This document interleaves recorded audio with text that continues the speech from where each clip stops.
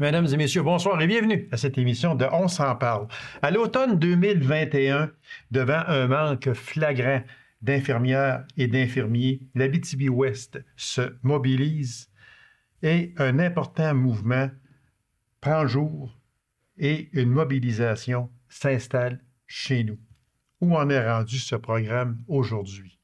Alors, j'en discute avec le président du comité La Grande Séduction, c'est nous, M. Sylvain Trudel. Monsieur Trudel, bonsoir. Bonsoir, Gérald.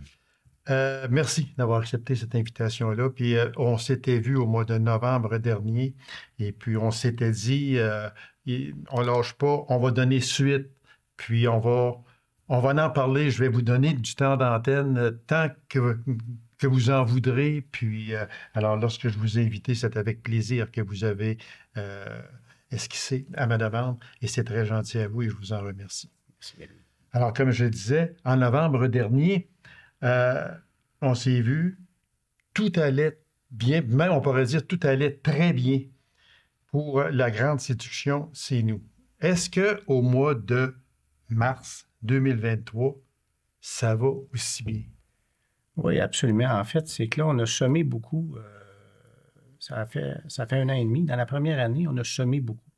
Dans nos initiatives, on a eu beaucoup de démarches préalables qui ont été mises en place. Puis là, on tombe un peu dans une phase récolte. En fait, on dit on a semé beaucoup, mais il faut aussi dire que le 6 avait beaucoup semé aussi avant. Oui. Il y avait des démarches de recrutement d'infirmières en Afrique qui avaient été amorcées bien avant que nous, on arrive dans le portrait. Et nous, on a joint cette locomotive-là en chemin. Et autant ces démarches-là du 6 qui avaient été initiées avant que celles de la Grande Séduction qui se sont amorcées depuis le mois de novembre 2021. Là, toutes ces initiatives-là commencent à germer. On commence à avoir des retombées concrètes, des vraies infirmières qui débarquent sur le plancher. Évidemment, il y en a une majorité de celles qui ont été recrutées en Afrique qui sont encore aux études. Aux études, c'est ça. Et qui vont venir. Pour compléter. Ils sont à compléter leur formation et pour avoir les reconnaissances de l'Ordre des infirmières. Mais ils sont aussi déjà sur les planchers au niveau comme préposés aux bénéficiaires. Donc, il y a déjà des bras là, qui sont présents sur place. Mais ce qui est nouveau un peu dans les dernières semaines, en fait, c'est que là, on a des efforts de recrutement qu'on avait fait, en fait, que le Carrefour Jeunesse Emploi avait fait en France sous une initiative qu'on avait parrainée. Ces initiatives-là en France commencent à porter des fruits. Là, on a au mois de mai, on a 2 ou 3 infirmières de France qui s'installent. On en a une qui arrive au mois d'avril. Donc, on va avoir, là, on a 4 ou 5 infirmières de France dans les prochains mois qui vont s'installer. Qui vont venir s'installer à ceux déjà. Exactement. Et elles n'ont pas, en vertu des ententes de reconnaissance de diplôme entre la France et le Québec, elles n'ont pas à faire réécrire l'examen de l'Ordre des infirmières. Donc, ça, c'est plus rapide. Elles peuvent arriver et elles peuvent travailler immédiatement. En fait, ils ont une période d'initiation, d'initiation sur le plancher de 75 jours, mais pendant lesquels elles peuvent commencer à faire des tâches. Donc, on voit que les choses s'accélèrent. On est aujourd'hui, à l'heure où on se parle, là, on a 35 infirmières qui sont soit aux études, soit ils sont sur le plancher. Dans les 35, en fait, il y en a 16 sur le plancher, 19 qui sont aux études, infirmiers et infirmières, pour l'attestation dont on parlait tantôt. Et il s'en en vient un autre 15 au mois de mai. Donc, on va franchir le cap du 50, 52, 53, quelque part comme ça, là, au mois de mai, en incluant celles qui sont aux études et qui s'en viennent. Je ne veux pas être défaitiste et loin de là. Dans ces 35-là, est-ce qu'il y a des départs à la retraite ou peu importe? Est-ce qu'il y a des départs ou bien non, si le 35 est un chiffre quand même? Absolument. En fait, là, on parle de 35 nouveaux bras qui vont s'en venir dans les prochains 12 à 16 mois, si on tient compte de la période des études. Mais clairement, si on fait le topo, en fait, en octobre 2021, quand on s'est mis en marche, en fait, quand le plan de contingence a été mis en fonction, il manquait 65 infirmières en Abitibi-Ouest. Et depuis ce moment-là, le compteur a continué à vieillir, les gens ont continué de vieillir. Et oui, les retraités étaient là. Exactement. Ce 65-là, on s'attend qu'avec les départs à la retraite, le 65, ça va nous prendre en fait 100 infirmières OK. Entre 2022 et 2026. Ce qu'on vise, nous, c'est 100 infirmières. 100 infirmières, ça va nous permettre de combler le 65 du départ et les départs à la retraite. Et les départs à la retraite. Exactement. Fait que la cible qu'on a, puis qu'on publie aussi sur nos réseaux sociaux, c'est 100 infirmières pour 2026. Nous, la cible qu'on s'est mis, c'est 100 infirmières. Et avec le travail que vous faites, c'est une cible qui sera atteinte, j'en suis écoute, on travaille fort là-dessus. C'est sûr qu'on va en avoir au mois de mai. On va être rendu à 50. C'est déjà encourageant. Mais c'est 50 C'est ça. Voilà. Sauf que c'est sûr que d'un côté, c'est le 50 le plus difficile à aller chercher parce que la machine se met en marche. On n'a pas encore d'historique. C'est tout nouveau, etc. Tout nouveau, puis tout ça. Puis on était moins connus. De l'autre côté, il faut dire que dans ce 50-là, il y en a quand même, en réalité, 35 qui viennent des démarches que le CIS avait fait en Afrique avant. Okay. Et donc, qui étaient amorcées avant qu'on arrive. Là. Donc, ça, c'est deux cohortes qui nous ont aidés beaucoup. Mais on s'aperçoit que déjà, on récolte plus qu'on récoltait du bassin régional, naturel, des gens d'Abitibi-Ouest, des infirmières, des étudiantes d'Abitibi-Ouest qui reviennent.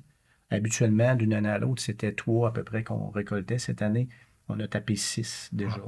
Puis là, on fait juste commencer. Ça fait que ça avance. Ça fait en quelques occasions, vous avez parlé du CIS Abitibi-Témiscamingue. Moi, si je vous demandais, quel est son rôle au CIS Abitibi-Témiscamingue dans la grande séduction? Bien, c'est un rôle qui est majeur. D'abord, on a une collaboration extraordinaire. On s'est mis, quand on s'est mis, on a signé un protocole d'entente, mais plus que ça, quand on s'est assis ensemble, puis qu'on a réalisé que le CIS avait besoin d'aide. Si on voulait arrêter de souffrir, il fallait aider le CIS. Puis le CIS tout seul, il y a beaucoup de paramètres que le CIS contrôle au niveau de l'embauche, au niveau du recrutement, mais il y a beaucoup de paramètres comme le logement, comme les services de garde, comme l'attractivité au sens plus large, qui appartiennent au secteur. C'est ça. Et là, ce qui se passe présentement, c'est qu'on a une collaboration extraordinaire depuis le début de cette belle aventure-là. Puis, je le dis souvent, la grande séduction, c'est un concept qui est extrêmement puissant, dont on découvre la puissance au fur et à mesure des mois qui avancent. C'est un concept qui a permis permet de faire sortir le meilleur de toutes les organisations, que ce soit la MRC, la Ville, le Carrefour Jeunesse Emploi, mais également le CIS. Ça fait appel à ce qu'il y a de meilleur dans toutes les organisations du milieu. Et c'est un travail on n'est pas à chercher du coupable, on n'est pas à chercher ce qui est négatif. Comment je peux faire pour t'aider dans ton travail? Parce que si je t'aide à avoir du succès dans ta mission, tout le monde va en bénéficier. C'est la base de cette aventure-là et c'est ce qui se passe de merveilleux là, depuis qu'on est dans ce chemin-là. Moi, si je vous demandais, M. Trudel, versus 2021, automne 2021, puis printemps 2023, est-ce que vous auriez pu vous imaginer que la grande séduction aurait été et est ce qu'elle est aujourd'hui, avec l'amplitude et tout ce que ça comporte? Est-ce que si, peut-être dans les rêves les plus fous, vous auriez pu penser, ouais, je pense qu'on s'en va là, mais seulement, c'était quoi, là, à comparer à 21-23? Est-ce qu'aujourd'hui, vous dites, jamais on aurait pensé ça? Bien, tu as raison, on est partagé en 2 sentiments. D'abord, une chose qui est sûre, c'est que par la situation de crise où on était à ce moment-là, puis connaissant, en étant résident d'Abitibi-Ouest depuis toujours, je savais qu'on avait ce bassin de bienveillance-là. Puis c'est pas la grande séduction qui a créé cette bienveillance-là, c'était là bien avant. Je savais que ça existait. On savait, qu'on avait ce feeling-là. Te dire qu'on pensait que ça se déploierait à cette vitesse-là, puis qu'on aurait ce mouvement-là de masse, non. Ça, c'est nos rêves les plus fous étaient là, puis on est là. C'est sûr que... Mais on savait que ça, c'était là. Je dis souvent, nous, on n'a pas créé la bienveillance qu'il y a en Abitibi-Ouest, on n'a pas créé l'esprit d'entraide, on n'a pas créé tout le bénévolat, tout l'engagement que les gens... l'engagement formidable que les bénévoles nous ont donné. On n'a pas créé ça, mais on l'a un peu on a été instrumental à le mettre en marche dans cette direction-là. Puis les crises, c'est utile pour ça. Les crises, quand on est arrivé, puis on a parlé de santé, là, avec la fermeture de la moitié des lits de l'hôpital, on n'a pas eu besoin de faire des dessins tellement longtemps. C'est pas une grosse vente à faire. Ah non, non, c'est pas une grosse vente à faire. Absolument. Puis tu n'as pas besoin non plus d'expliquer que, regarde, la santé, c'est important. Tu n'as pas besoin de faire ces dessins-là. Là. Tu arrives, tu dis, écoute, là, on serait là, on est une gang de bénévoles un peu fêlés, là. Puis là, nous, on veut ramasser 300 000 $, 400 000 et on veut se donner des moyens de faire ce que les organismes autour qui gravitent dans cet environnement-là, on veut faire ce qu'on n'a pas le droit de faire. Eux, l'idée, c'est que tout le monde fasse son mandat au maximum. Nous, on va chercher la dernière goutte du sang de chacun des organismes. Puis après ça, on arrive, puis on rajoute la couche qu'ils n'ont pas le droit de faire. Exemple, des primes. Le 6 ne peut pas arriver et dire je donne une prime pour une infirmière qui vend à Abitibi-Ouest. Il ne peut pas faire plus que la convention. Nous, on fait ce que les autres n'ont pas le droit de faire, le petit 1000 extra de plus. Puis, ce que j'aime aussi, puis ce qui est fantastique, c'est que chaque organisme, en Abitibi-Ouest, je pourrais aller en Abitibi-Ouest, chaque organisme vous demande et se demande qu'est-ce que je peux faire pour aider la grande séduction chez nous. Fait que là, l'organisme va vous rencontrer puis ils disent, moi, mon organisme, c'est ça, mon but est ça. Qu'est-ce que je peux faire pour m'intégrer dans la grande séduction? C'est ça qui est important et qui est formidable. Ah oui, absolument. C'est un concept qui permet d'aller chercher le meilleur de tous nous autres, les individus comme les organisations. Mais c'est en même temps une locomotive formidable parce que ce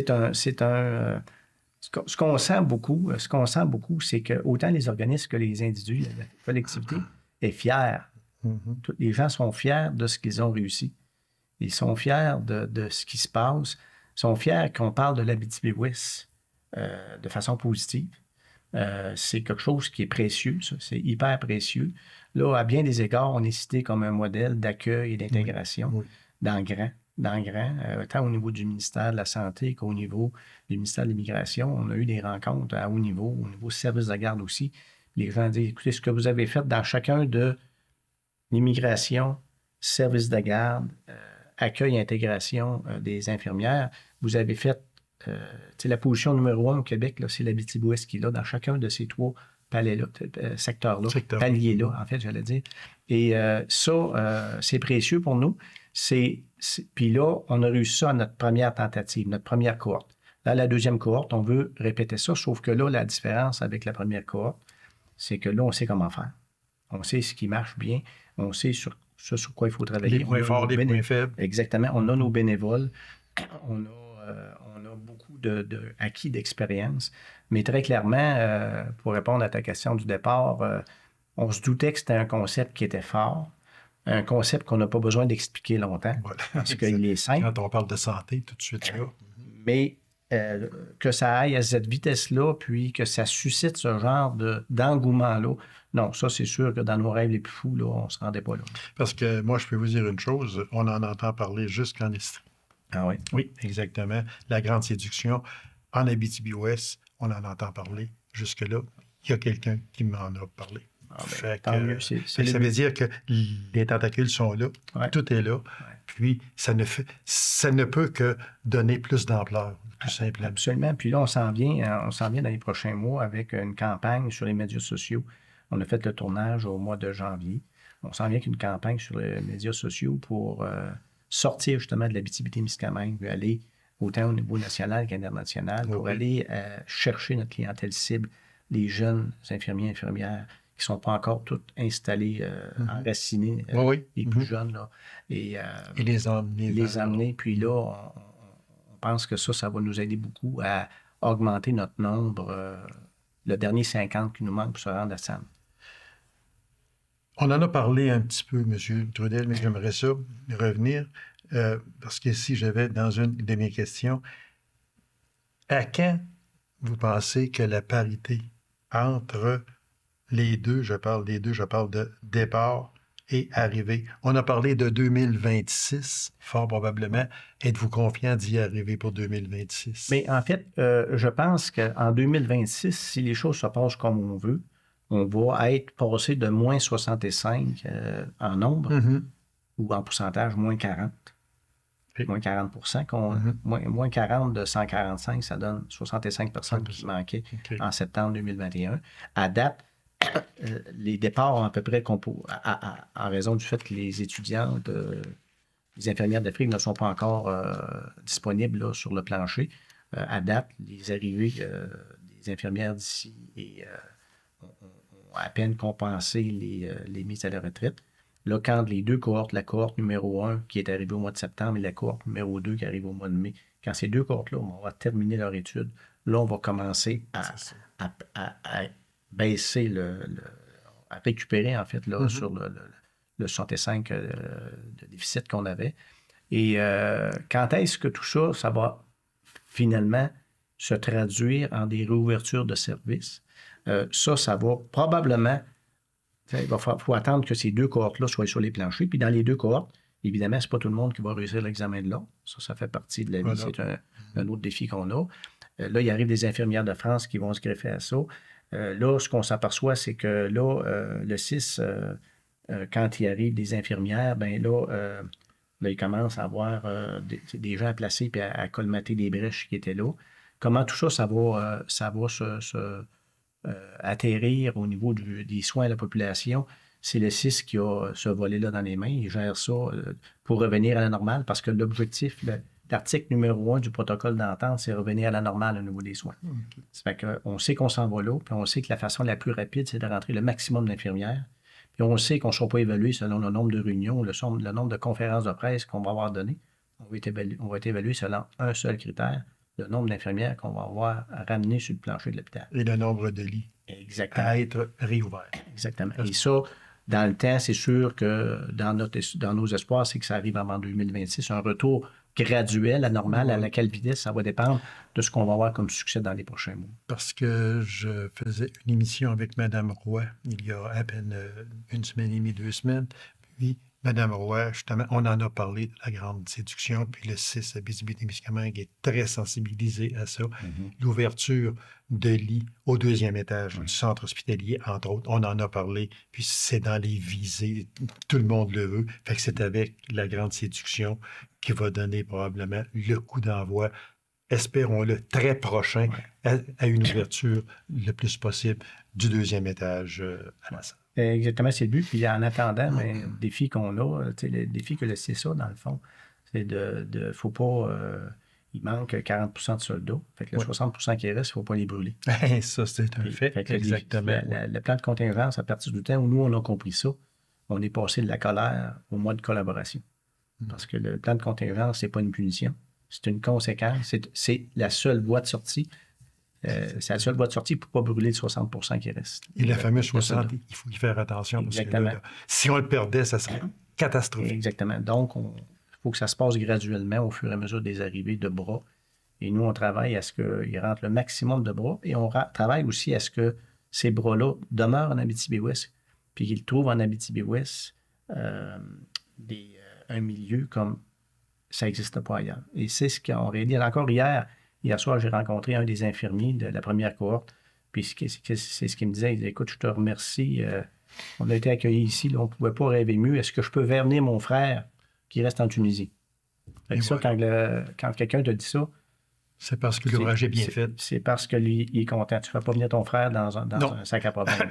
Non, absolument pas, exactement. Très vitement, quand on va sur le site de la Grande Séduction Saint-Nous, on regarde qu'il y a plusieurs commandites. On perd le thermomètre. Il est rendu au moment où l'on se parle? Alors, on se parle, on était à 1 041 000 $ sur l'objectif initial de 500 000 du départ, qu'on avait monté à 700 parce qu'on s'est dit, quand on est venu pour annoncer le 500, on était à 611 000. Fait que ça n'allait pas bien annoncer le 500. On a relevé ça à 700. Là, on est à 1 041 000. Et à date, c'est à rendre évidemment, là, il y en a peut-être 400 000 d'engagés à date, puis on a des programmes de bourse qui vont arriver parce qu'il faut prévoir les incitatifs pour ceux qui vont arriver. Et si un jour on devait prolonger l'aventure pour finir, se rendre à 100, on avait besoin de primes additionnelles, bien on ira bien chercher à ce moment-là. C'est ça que les gens peuvent se demander. Bon, ils ont un petit peu plus que 1 million en dons de ramasser. Ça sert à quoi? La grande séduction, c'est nous, va se servir de cet argent-là pour faire quoi? Bien, c'est très variable comme initiative. D'abord, on a un programme complet d'incitatifs.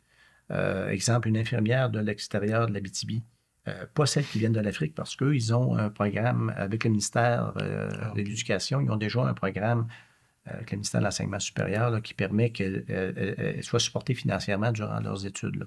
Donc, elles n'ont pas besoin, n'ont pas d'incitatif. Nous, ce qu'on fait pour ces infirmières-là, on s'est fait donner des meubles, on les a trouvé des logements qu'elles payent elles-mêmes. Okay. Et donc, on fait quoi? On fait de l'aide au logement au niveau d'accueillir des meubles, d'installer ça. On donne des incitatifs à celles, 10 000 pour les infirmières qui n'ont pas, qui sont pleinement opérantes le jour 1, qui n'ont pas d'études à compléter. On donne 10 000 ce qu'aucune autre région au Québec fait. On donne, ça s'ajoute à tous les incitatifs qui sont déjà en place du ministère de la Santé, parce qu'il y a déjà une panoplie d'incitatifs. Nous donnons un 10 000 de plus. On donne aussi pour les professionnels de la santé, physio, ergo, nutritionnistes, d'autres secteurs qui ont besoin d'amour un peu, on donne 5 000 d'incitatifs aussi. Ça fait que ça, quand on multiplie les nombres, là, ça va assez vite. Oui, exactement. Ça va assez vite. Puis on a un programme, je disais tantôt, on se fait accompagner de façon professionnelle pour aller sur les réseaux sociaux. Donc, on a réservé une part de notre budget pour ça. On a également, l'autre chose, c'est qu'on a une garderie, une première garderie qu'on appelle la mini-séduction, dans lequel on a investi tout près de 60 000 pour... C'est un peu tout ça, à quoi sert l'argent amassé. Puis c'est toujours bien placé, j'en suis persuadé, et bien contrôlé également, c'est certain. Oui, absolument. Puis ce qu'on fait, en fait, c'est que nous, on arrive, quand on a un projet, notre premier réflexe, c'est est-ce qu'il y a un payeur naturel pour ça? Et est-ce qu'il y a un organisme, que ce soit la MRC, le ministère de la Famille, que ce soit le CIS, que ce soit la Ville, est-ce qu'il y a quelqu'un, donc, pour qui c'est le mandat, quelqu'un qui a des budgets pour ça? Si oui, on va chercher la dernière goutte de sang. On est tenace, on va chercher tout l'argent qu'on peut aller chercher. Une fois qu'on est allé chercher cet argent-là, puis on a eu des contributions, exemple, pour aller en France, un bel exemple, aller en France au mois d'octobre, envoyer quelqu'un pendant un mois-là, s'inscrire aux différents salons au niveau de la santé, ça coûte 20 000 ça. Pour envoyer quelqu'un là, quelqu'un d'ici. Pas le salaire, là, juste l'inscription, puis les frais de déplacement. Ça fait qu'on a eu un partenariat avec Service Québec ici, de gouvernement du Québec, qui ont payé ça. Fait que notre job, c'est d'aller chercher tout l'argent qui traîne dans les enveloppes. Tout ce qui gravite autour. Mais une fois que ça c'est fait, si on arrive, on dit, écoute, on a trouvé des choses où il en manque, puis ça ne se réalisera pas si on n'embarque pas. Bien, nous, on arrive, puis là, on embarque. Et on fait la différence entre ça se passe pas ou ça se passe. Sinon... Quelle énorme différence. Et notre travail, c'est de faire avec chaque dollar le maximum de millage, de faire avec la plus petite étincelle, le plus gros feu d'artifice possible. C'est ça qu'on essaie de faire, mais on ne veut pas faire à la place des autres. On veut que chacun fasse sa mission. Et nous, on arrive, puis on vient donner... Il y a des fois qu'on n'a pas besoin de se salir les mains. Une fois qu'on a fait ça, ça marche, c'est financé, parfait. Nous, on veut que ça... Mais tout ce qui est notre motivation ultime, puis notre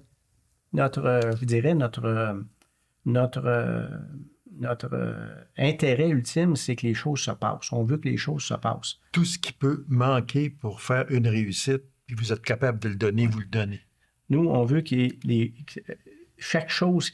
À partir du temps où on s'est dit, on se convainc au niveau du comité, la grande séduction, on se convainc, on dit, OK, ça serait la bonne chose à faire. On y pense longtemps avant, on regarde. Là, si on dit go, on y va. Bon, qui peut payer ça? Puis si on ne trouve pas de payeur, nous, on embarque. C'est ça. Puis pour faire que ça se réalise, il faut arriver à des résultats. La seule raison pour laquelle la grande séduction est là, c'est d'arriver à des résultats. Voilà. Il y a une embûche. Puis ça, c'est pas rien que chez nous, c'est partout, mais on va en parler pour chez nous. le fameux logement, la crise du logement. C'est un gros problème. C'est un problème là, qui joue contre vous autres, malheureusement. Absolument. À quoi faut-il s'attendre? Est-ce que malheureusement, il vous est arrivé de vous faire refuser des infirmiers ou infirmières? Non, moi, je ne vais pas parce que je n'ai pas de service de garde pour mes enfants, je n'ai pas de logement, il faut que j'aille rester trop loin, etc. Tout ça, mais c'est ce qu'on appelle la crise du logement. Elle est présente partout, dont chez nous également. Ouais. Est-ce que, malheureusement, ça vous est arrivé d'être obligé de vous faire refuser? Non, à date, là, est-ce que ces préoccupations-là ont été soulevées, puis est-ce qu'on a dû travailler à la sueur de notre front pour surmonter ces obstacles-là? La réponse est oui. Logement, service de garde, c'est les deux items qui nous ont empêchés de dormir pour notre première cohorte. Mais on a réussi. On avait 19 infirmières dans la première cohorte. Puis dans les 19 infirmières, il y a eu cette expérience-là, a été répétée ailleurs au Québec. On n'était pas les seuls. Nous, on recevait 19, mais il y en avait d'autres qui en recevaient. On a été les seuls où il n'y a pas eu... En fait, il y a eu une nuit de motel parce que la céramique n'était pas serrée dans un appartement. Une nuit de motel. Ailleurs, ils ont passé des journées avec des enfants, des semaines, dans certains cas, dans les motels payés par le ministère de l'Immigration en attendant que les logements se libèrent. Nous, ici, dans Abitibi-Ouest, c'est pas arrivé. C'est pas arrivé. On a réussi à livrer la loger. Non seulement ils ont été logés, mais ils ont été meublés, vaisselle, literie, puis un petit peu de bouffe dans le frigidaire pour le premier 24 heures. L'Abitibi-Ouest, le tout inclus Abitibi-Ouest, l'accueil Abitibi-Ouest a donné ça pour la première cohorte. Là, on arrive à puis c'était la première fois qu'on recevait une cohorte, puis on a réussi à faire ça, ce que personne d'autre au Québec a fait. Là, il arrive une deuxième cohorte, on veut répéter. Ça, c'est notre marque de commerce. Si tu arrives en Abitibi-Ouest, que tu arrives de la France ou tu arrives d'ailleurs, on va t'accompagner dans le logement. Au niveau des meubles, ben écoute, avec le principe de donner au suivant, on a juste fait un appel à la générosité des gens d'Abitibi-Ouest et on s'est ramassé avec un entrepôt bien plein de meubles. Parce qu'il y en avait déjà d'entreposés partout. Tout le monde a une laveuse, une sécheuse, des choses en fond du garage, tout le monde en avait. Fait qu'on a réussi à meubler. On a réussi, avec les bénévoles, à mettre vaisselle, literie, à faire que les gens arrivent, puis que le premier 24 heures, tout est là, tu t'assis dans l'appartement, tu peux demeurer dedans, comme c'est là avec tes enfants. Et ça, c'est la première impression. Puis la première impression, on dit souvent, on n'a pas de deuxième chance de réussir une première bonne impression. Mais on voulait que ça soit ça. Puis la prochaine cohorte du mois de mai, on veut répéter la même chose parce que c'est notre couleur, l'Abitibi-Ouest. C'est comme ça qu'on est. Puis c'est comme ça qu'on se démarque. Puis on pense que ça, cette marque de commerce-là, d'accueil chaleureux, puis la générosité intrinsèque des gens, ça, c'est quelque chose qui nous distingue des autres. Puis c'est quelque chose qu'on a mis sur le devant de notre passeport. Et suite à ça, c'est sûr et certain que ça fait du bouche-oreille. Absolument. C'est avec ça aussi. On peut écrire des lettres, mais seulement quand on fait du bouche-oreille, mais ça, c'est encore plus véridique, c'est encore plus gros, comme on dit. Fait que c'est très important. Ici, j'avais des témoignages de personnes qui sont parties, que ce soit de la France, de l'Afrique ou peu importe, qui se sont envenus. J'avais des témoignages. Malheureusement, on me fait signe qu'il ne reste plus de temps. On se reprendra parce que j'avais tellement de beaux témoignages. Monsieur Trudel, c'est toujours un plaisir. Merci. Félicitations à vous et à toute l'équipe de la Grande Séduction. Vous faites un travail en or. Et je vous remercie. Merci, Gaby. C'était gentil. Merci beaucoup. Alors, mesdames et messieurs, merci d'avoir été là. On se rend rendez-vous à une prochaine émission de On s'en parle. Au revoir et bonne semaine.